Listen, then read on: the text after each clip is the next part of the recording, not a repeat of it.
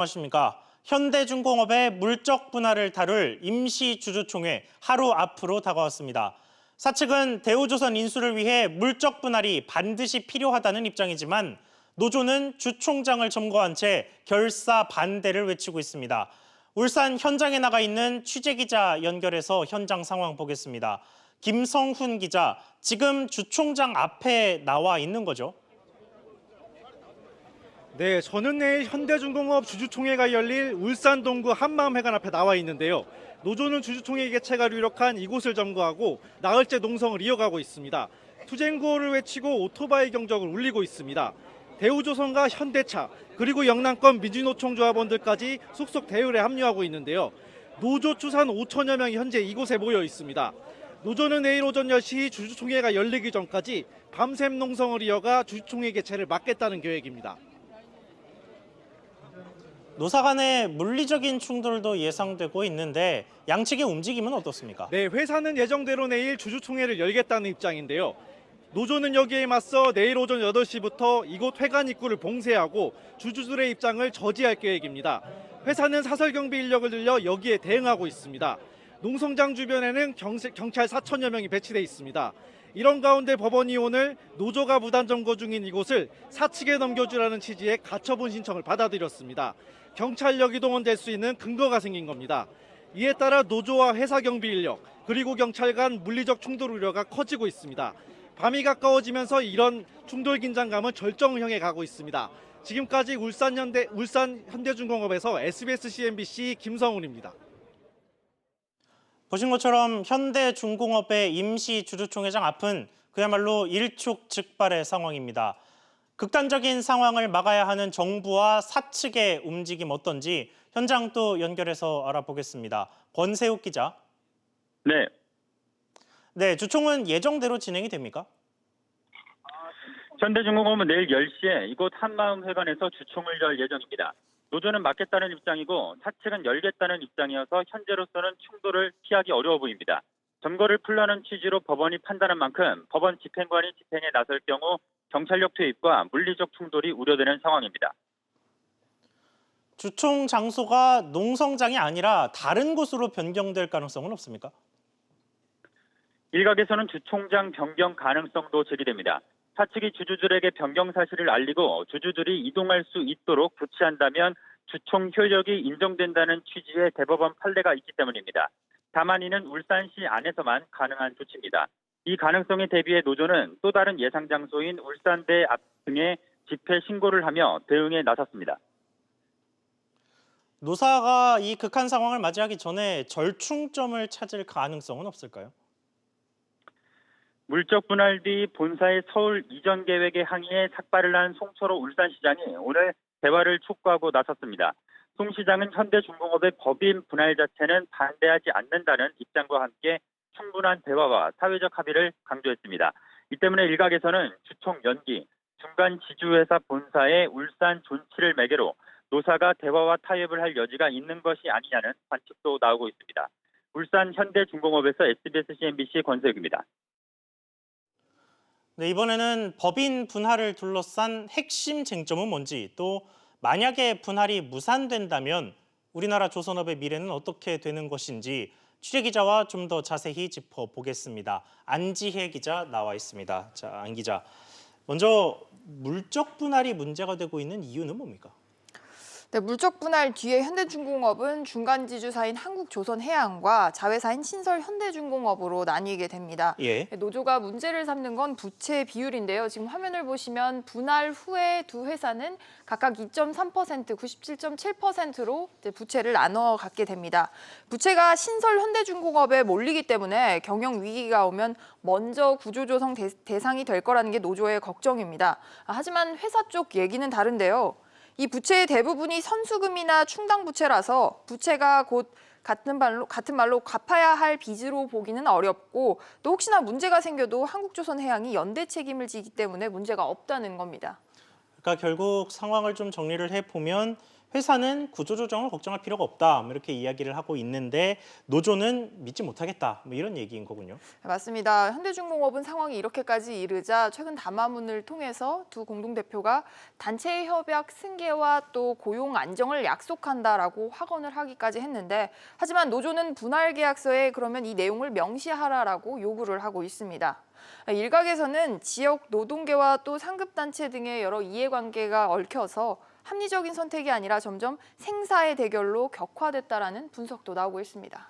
그렇군요. 이런 가운데 송철호 울산시장 그러니까 현대중공업이 울산에 있으니까 울산시장이 이제 발언을 한 모양인데 네. 무슨 발언을 한 겁니까?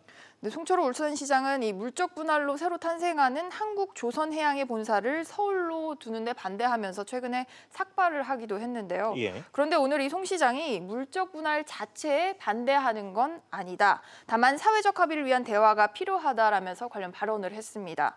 송 시장은 어떤 인물이냐면 과거 80년대 고 노무현 전 대통령과 또 현재 문재인 대통령과 함께 영남 지역의 대표적인 인권 변호사로 꼽히는 분입니다. 이런 이유로 일부에서는 송 시장의 발언이 청와대와 교감 속에서 나온 것이 아닌가 이런 해석도 나오고 있습니다. 자, 그러면 이제 산업적 측면에서 좀 짚어봤을 때 만약에 이번 인수가 무산되면 어떤 후폭풍이 예상됩니까?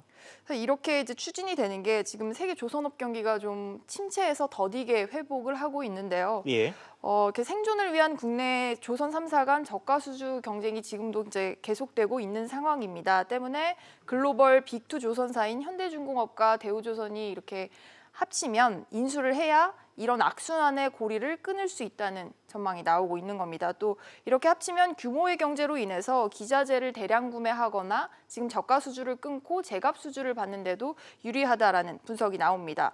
합병이 무산되면 장기적으로 대우조선해양의 생존은 불투명해질 수밖에 없다는 게 업계 안팎의 분석입니다. 그렇군요. 안 기자 잘 들었습니다. 다음 소식 이어가겠습니다. 고가 부동산을 보유하면 종합부동산세를 내죠. 그런데 지난 2015년 냈던 종합부동산세를 일부 돌려받을 수 있게 됐습니다. 어떻게 된 일인지 취재기자 연결해서 알아보겠습니다. 이한승 기자, 종부세가 환급되는 이유가 뭡니까? 네, 2015년도 귀속 종부세를 국세청이 과다하게 징수해서 이를 환급받을 수 있다는 겁니다. 공시가격이 9억 원을 넘는 주택 등에 부과되는 종부세는 재산세와 과세 대상이 같은데요. 이 때문에 이중과세 논란이 있었고 이를 피하기 위해 종부세를 낼 때 이미 납부한 재산세 중 일부를 공제하도록 했습니다. 그런데 지난해 7월 한국투자증권이 국가를 상대로 낸 소송에서 일부 승소하면서 2015년도 귀속 종부세 일부를 돌려줘야 한다는 대법원 판결이 나왔습니다. 국세청이 나름의 규칙에 따라 재산세 중 일부를 공제했지만 더 많은 세금을 공제했어야 한다는 겁니다. 그러면 환급 대상은 누구고 또 어떻게 하면 환급받을 수 있습니까? 네, 대법원 판결에 따라 2015년도 귀속 종부세를 낸 28만 3천여 명이 환급 대상이 됩니다. 환급 대상은 공제되지 않은 일부 재산세액에 대해 환급받을 수 있고요. 신청 기한은 내년 5월 31일까지입니다. 이번 판결은 2015년도 귀속 종부세만 다룬 것이어서 그 외 다른 해에 종부세를 환급받으려면 별도의 소송이 필요합니다. 국세청은 세무서에 전화하면 환급 대상 여부를 확인할 수 있다고 밝혔습니다. 지금까지 SBS CNBC 이한승입니다. 부동산 관련 소식 하나 더 전해드리겠습니다. 건물과 상가 등의 보유세, 앞서 보신 보유세를 정하는 기준인 올해의 개별 공시지가가 발표됐습니다. 전국 평균이 11년 만에 최고 상승률을 기록한 가운데 가장 비싼 땅은 역시 서울 명동과 그 근처에 몰려 있었습니다. 강산 기자가 전해드립니다. 국토부는 올해 전국 개별 공시지가가 지난해에 비해 평균 8% 넘게 올랐다고 밝혔습니다. 지난 2008년 이후 연간 상승률 최고 기록입니다. 시도별로는 서울이 12% 넘게 올라 가장 높은 상승률을 기록했습니다.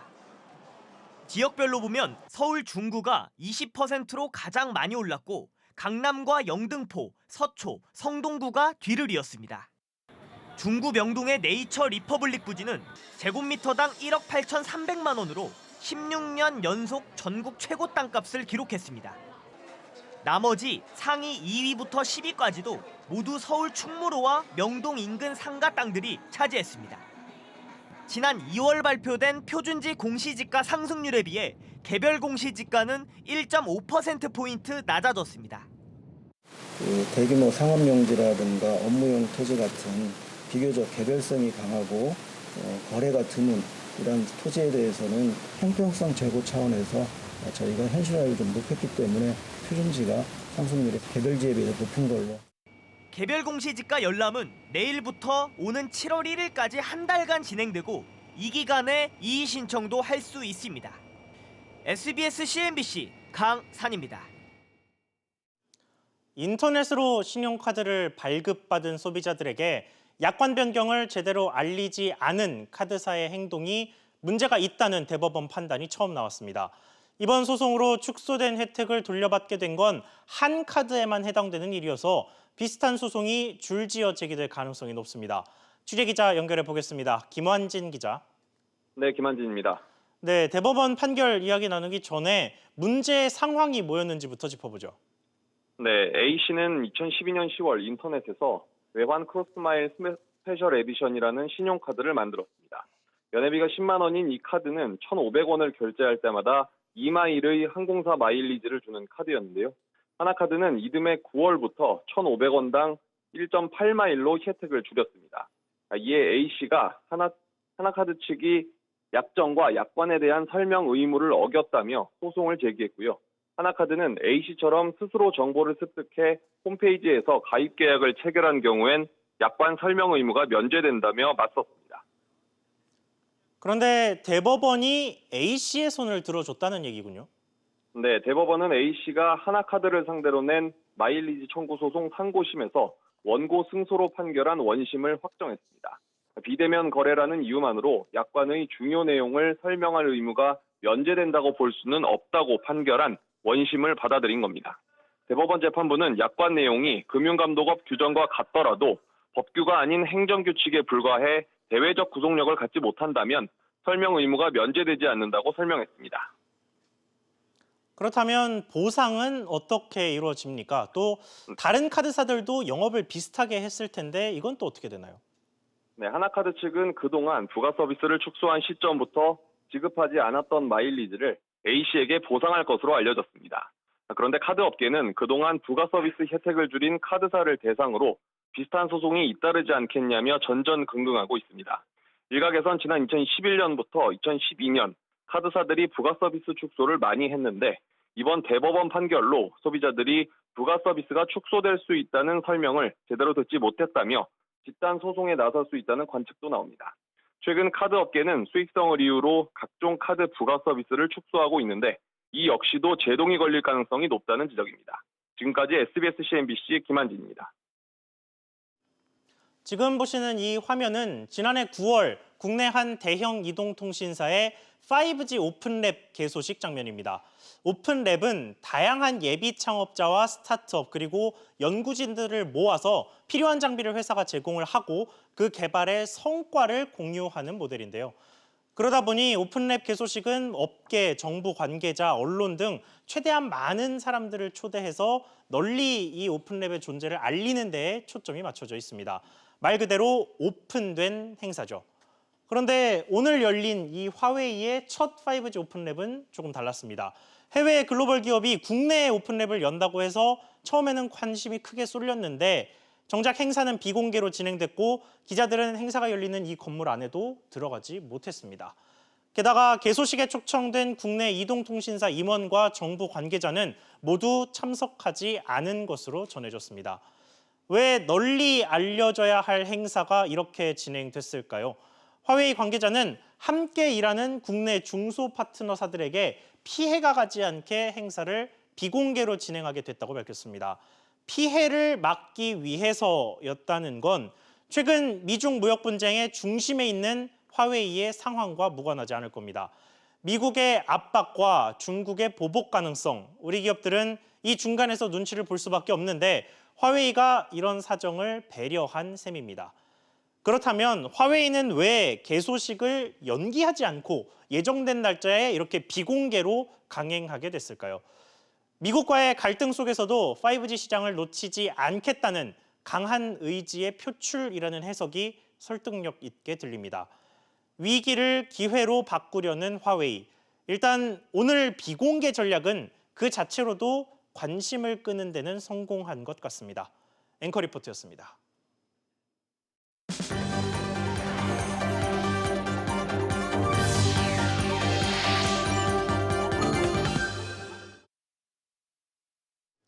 최근 다양한 글로벌 리스크들 때문에 우리 경제 전망 판단하기가 쉽지 않죠. 그런 만큼 재테크도 고민이 될 수밖에 없는데요. 해법이 뭘지 취재 기자와 이야기 나누어 보겠습니다. 임종윤 기자 나와 있습니다. 자, 임 기자, 오늘 재테크를 주제로 해서 행사가 하나 열렸습니다. 예, 오늘 SBS MBC가 여의도에서 혼돈의 시대 재테크 전략 이런 주제로 일반 투자자들을 상대로 설명회를 열었습니다. 여러 가지 재테크 방법이 있겠습니다만 가장 보편적인 건 역시 주식이겠죠. 이 주식과 관련해서는 일단 당분간 좀 신중한 접근이 필요하다라는 그런 견해를 밝혔는데요. 예. 이 강연을 맡았던 이베스트투자증권의 윤치호 리서치센터장은 지금 표에서도 이제 보시겠습니다만은 향후 미중 무역 전쟁 영향은 애플의 주가 흐름이 가늠자가 될 것이다. 애플의 실적과 주가가 나빠진다면 국내 관련주는 물론이고 국내외 주식시장 전체가 그 여파가 크게 미칠 것이다. 이렇게 좀 우려스러운 전망을 내놨고요. 좀 눈여겨볼 만한 분야는 4차 산업혁명을 주도하고 있는 미국의 아마존과 같은 국내외 플랫폼 기업들을 계속해서 관심을 가질 필요가 있다라는 설명도 해서 참고하실 필요가 있을 것 같습니다. 네, 그리고 또 대표적인 재테크하면 또 부동산을 빼놓을 수가 없는데 요즘은 부동산 가격이 좀 안정돼 있는 상태잖아요. 관련해서는 어떤 얘기가 나왔습니까? 아무래도 이제 부동산은 여러 가지 얘기들이 나올 수밖에 없고 관심이 없을 수가 없는데요. 오늘도 4분 중에 2분이 부동산 관련 얘기를 좀 주제로 재테크 전략을 짜줬는데요. 하나는 간접 투자, 하나는 직접 투자입니다. 먼저 간접 투자 방법으로는 요즘 인기가 좀 많이 오르고 있는 부동산 펀드, 일명 리츠가 아주 관심을 모았는데요.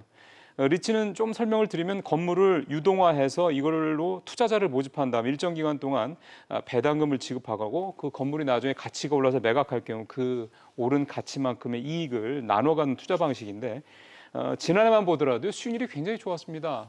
보시는 것처럼 리츠가 5% 넘게 수익을 냈고 국내 주식은 반면에 마이너스 10%였죠. 해외는 리츠가 7%가 넘는 수익을 내는 반면에 해외 주식 같은 경우는 마이너스 7%가 넘는 그런 손실을 기록을 했습니다. 그렇군요. 상당히 좋으니까 아마 많은 분들이 관심을 가질 수밖에 없을 것 같은데 근데 역시 리츠 역시 투자 상품입니다. 즉 원금 손실의 위험이 있기 때문에요. 너무 큰 기대를 가지고 처음부터 세게 시작하는 건 위험하다라는 게 전문가의 조언이었습니다. 직접 들어보시겠습니다. 예. 처음부터 뭐 많은 자금을 투자하시는 것보다는 소액을 투자하셔서 이런 상품이 이렇게 운영이 되는구나라는 경험을 하시고 자, 이제 리츠 그러니까 간접 투자 이야기를 좀 나눠봤는데 부동산 직접 투자와 관련해서는 무슨 이야기가 나왔습니까? 직접 투자도 상당히 좀 분야가 다양하지 않습니까? 그래서 예. 몇 가지 얘기를 했는데 역시 표를 하나 준비된 걸 보시면서 좀 설명을 좀 드리면은요. 예. 어쨌든 리츠라는 간접 상품은 전문가들이 관리를 하지 않습니까? 하지만 직접 투자는 결국 본인이 판단도 하고 책임도 져야 돼서 그만큼 리스크가 크다고 할 수밖에 없는데 오늘 이 부동산 실물 시장을 강연을 한 KB하나은행의 이동현 센터장 얘기는요. 주거용 같은 경우는 역시 아파트가 가장 합리적이다, 가장 좋다라고 얘기를 했고 예. 상업용은 확장 상권, 즉 상권이 계속해서 좀 넓어지는, 커지는 쪽을 잘 보시라라는 얘기를 했습니다. 뭐 접근성 저런 얘기는 뭐 당연한 얘기가 되겠죠. 예. 은퇴자들 얘기가 들어있어서 역시 좀 관심 있게 봤는데요. 꼬마 빌딩, 원룸 빌딩 같은 거 이런 것들을 좀 주시해서 보실 필요가 있는데 다만 건물이 너무 노후되면 나중에 되팔 때 문제가 있을 수 있다 이런 얘기도 좀 했고요. 오피스텔 같은 경우는 요즘에 뭐 물량이 많다고는 하지만 그래도 역시 초역세권에 있는 물량들은 괜찮다. 다만 전강후약이라는 어떤 일반적인 특성, 그러니까 처음에 새 거일 때는 가치가 좋은데 노후화될수록 가격이 많이 떨어진다는 점 같은 부분은 감안할 필요가 있다. 이런 조언을 했습니다. 네, 그렇군요. 임 기자 이야기 잘 들었습니다. 예. 현재 300인 이상 대형 사업장은 주 52시간 제도를 적용받고 있습니다.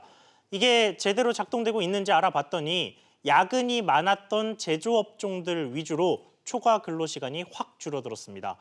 이 소식은 박규준 기자가 알아봤습니다. 주 52시간제가 도입된 이후 일부 제조업을 중심으로 초과 근로시간이 줄어든 것으로 나타났습니다. 지난 3월 제조업 300인 이상 사업체의 상용직 근로자 1명당 초과 근로시간은 20시간으로 1년 전보다 0.7시간 줄었습니다. 특히 야근을 많이 하는 제조업체들의 초과 근로시간 감소세가 두드러졌습니다. 가장 많이 줄어든 업종은 고무, 플라스틱 제품 제조업이었는데 1년 새 초과 근로시간이 9시간 넘게 줄었습니다. 비금속 광물 제품과 식료품이나 음료를 만드는 업체들도 7시간에서 8시간가량 초과 근로가 감소했습니다. 초과 근로시간 감소 자체 300인 이상에서 그 이전에 이렇게 뚜렷하게 드러나지는 않았었거든요. 18년 7월부터는 확실히 근로시간 관리를 하는 걸로 보이는 거죠. 한 달 전체 근로시간도 줄었습니다. 지난 3월 근로자 1인당 월 평균 근로시간은 161.3시간으로 1년 전보다 7.1시간이 감소했습니다. 반면 월 평균 임금은 늘었습니다. 3월 기준 근로자 1명당 평균 월급은 339만 7천 원으로 1년 전보다 12만 원 가까이 늘었습니다. 이 중 임시 일용직 임금 상승폭은 6.3%로 상용직의 2배에 달했습니다. 전기 가스업이 807만 원으로 가장 많은 임금을 받았고 숙박 음식업은 184만 원으로 임금이 가장 적었습니다. SBS CNBC 박규준입니다. 이번엔 헝가리 부다페스트 유람선 침몰 속보입니다. 현재 한국인 7명이 숨지고 19명이 실종된 상황인데 안타까운 시간이 흐르고 있습니다. 취재기자 연결해서 현재 상황 알아보겠습니다. 황인표 기자. 네, 황인표입니다. 네, 먼저 정확한 사고 경위가 밝혀졌습니까? 네, 현지 시간으로 어젯밤 9시, 우리 시간으로는 오늘 새벽 4시쯤에 이 헝가리 부다페스트 다뉴브 강에서 한국인 관광객들이 탄 유람선이 대형 크루즈선과 부딪힌 뒤 침몰했습니다.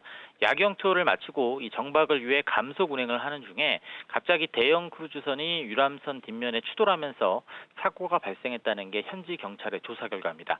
이 유람선에는 30명의 한국인 관광객과 3명의 한국인 가이드, 그리고 헝가리인 선장 1명과 직원 1명 등 35명이 타고 있었습니다. 이 사고로 현재까지 한국인 33명 중에 7명이 숨지고 19명은 실종 상태입니다. 구조된 나머지 7명은 인근 병원 3곳으로 나뉘어 후송된 것으로 알려졌습니다. 사고를 당한 한국인들은 국내 여행사 참 좋은 여행사의 패키지 관광객들인데요. 지난 25일부터 동유럽을 여행 중이었습니다. 이 헝가리 당국은 오늘 중에 유람선을 인양할 계획이라고 밝혔습니다. 우리 정부의 대응책은 어떻게 됩니까? 문재인 대통령은 사고 상황을 보고받은 뒤에 헝가리 정부와 협력해 가용한 모든 자원을 총동원해서 구조 활동을 할 것을 지시했습니다. 이를 위해 신속 대응팀 18명이 오후 1시에 헝가리로 향했습니다. 이 강경화 외교부 장관은 사고 대응에 집중하기 위해 오늘 헝가리로 향할 예정입니다. 이 주 헝가리 대사관은 현장 대책반을 만들고 피해 상황 파악에 나서고 있습니다. 이 여행사 측도 현장에 직원 5명을 보내 상황을 파악 중이며 이 본사 임원 등을 현지로 파견했습니다. 또 사고를 당한 관광객의 가족 중에 38명은 오늘 밤과 내일 여행사 관계자들과 함께 이 헝가리 부다페스트로 출국할 예정입니다. 지금까지 SBS CNBC 황인표입니다.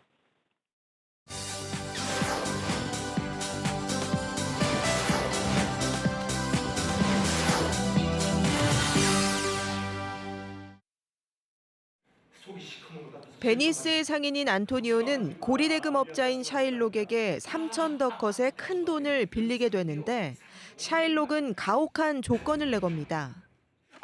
그리고 만약 제 날짜에 금액을 갚지 못하는 경우엔 당신의 몸뚱이에서 심장에서 가장 가까운 곳 흰살 1파운드를 내가 직접 베어낼 것을 명시해 주었으면 하는데 어때?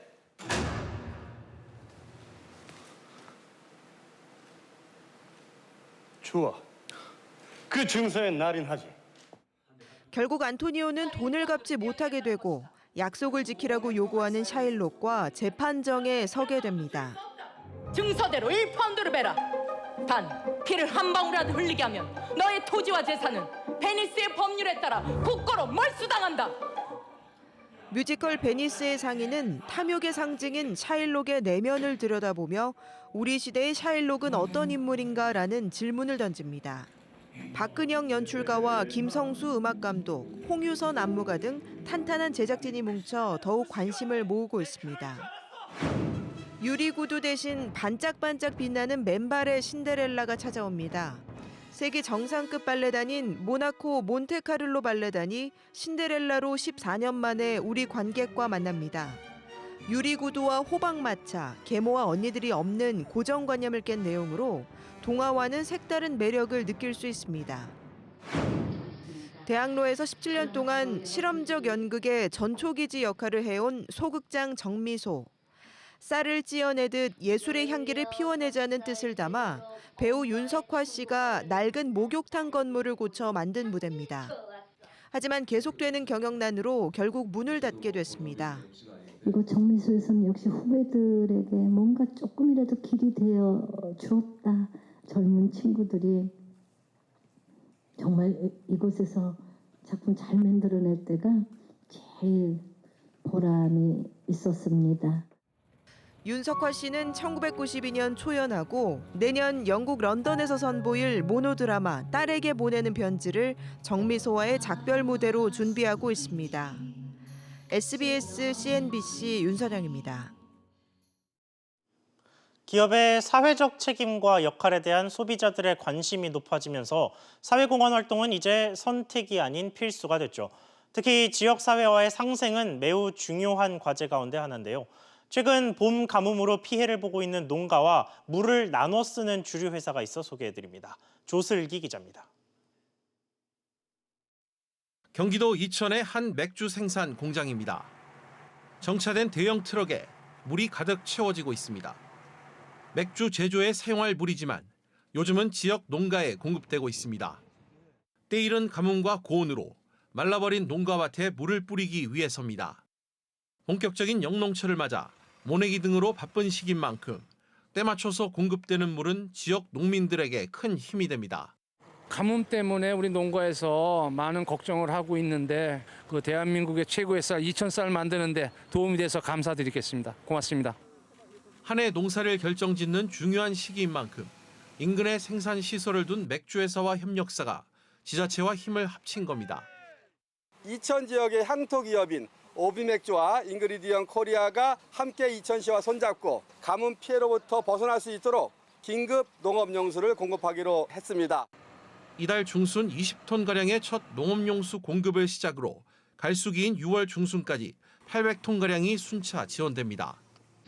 This is a very special occasion because OBC and Ingredient Korea, two companies that have facilities here in Incheon, partner together to have helpful farmers to develop their business by improving the water conditions in their. 관심과 도움의 손길이 농민들에게 가뭄을 극복할 수 있는 큰 힘이 되고 있습니다. SBS CNBC 조슬기입니다.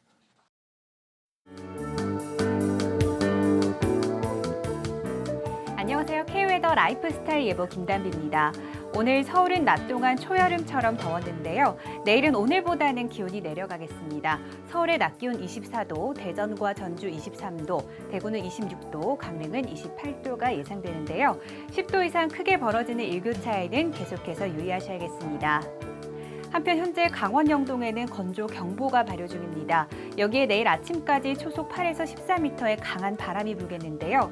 작은 불씨가 큰 불로 옮겨 붙기 쉽습니다. 입상객들은 산불 예방에 각별히 주의하시기 바랍니다.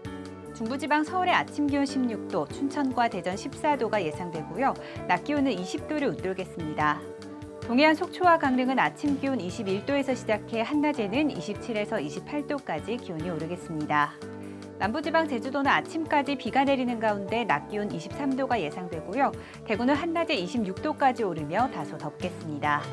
당분간 특별한 비 예보는 없겠습니다. 다만 기온은 점점 올라 다음 주 초반에는 한여름 더위가 찾아올 전망입니다. 날씨였습니다. 오늘 저희가 준비한 소식 여기까지입니다. 시청해주셔서 감사합니다.